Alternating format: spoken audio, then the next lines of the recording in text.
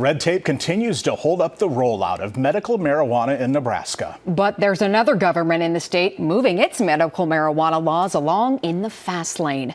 First Alert 6 reporter John Chapman has more.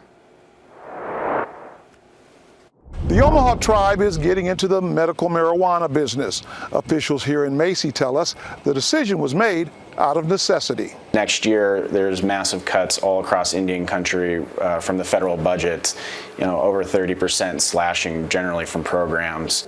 John Cartier is the Attorney General for the Omaha Tribe of Nebraska.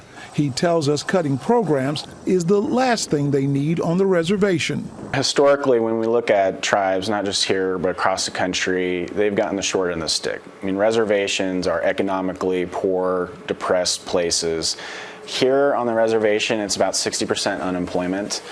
Cartier says there are also problems with alcohol and drug addiction, and tribal officials believe growing, manufacturing, and distributing medical cannabis here will bring jobs and much-needed economic development to the reservation. Cartier says he's watched the Nebraska Medical Cannabis Commission go about its business, working to develop rules and regulations for medical cannabis. He's not impressed. And my understanding is that from the very beginning, the Cannabis Commission is creating a non-workable industry. They have this threat hanging over them from the Nebraska Attorney General's office that once licenses do start going out, there's going to be a lawsuit.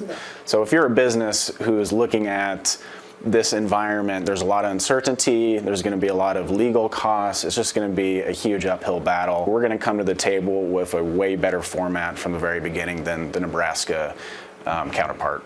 If we get this here in town, boy, I'd be very grateful for it, I wouldn't have to go out there and get it illegally. Wendell Grant Sr. wants medical cannabis to be available sooner than later. He uses it every day to relieve pain. It helps him eat and to sleep, and it helped him comfort his wife in her final days. Back in February, I lost my wife to cancer. And at the time, I brought her home. They said to make her comfortable. I went and provided some gummies to her to make her comfortable, because of what she was struggling with. Wendell is also well aware of what selling medical cannabis would mean for the reservation, with people coming in to buy the medical help they need. This could create many jobs, which we need on the reservation. We're hurting. We have a lot of eligible people that are willing to work, but job-wise, we don't have. Cartier says what they do have is a plan to bring economic relief to the Omaha Tribe and help promote medicine. The timing is so perfect for us to be able to provide leadership when people, especially in Nebraska, are just begging for it. They really are pleading for someone to step forward, do what we're doing and get patients access as quick as possible because it has been long overdue. In Macy, Nebraska, I'm John Chapman, First Alert 6. Cartier also says that they'll soon have the rules and regulations for their 5 commissioners to look over. He thinks they'll start selling medical cannabis next spring. He also tells First Alert 6 the tribe has had the possibility of rolling out recreational marijuana in the future.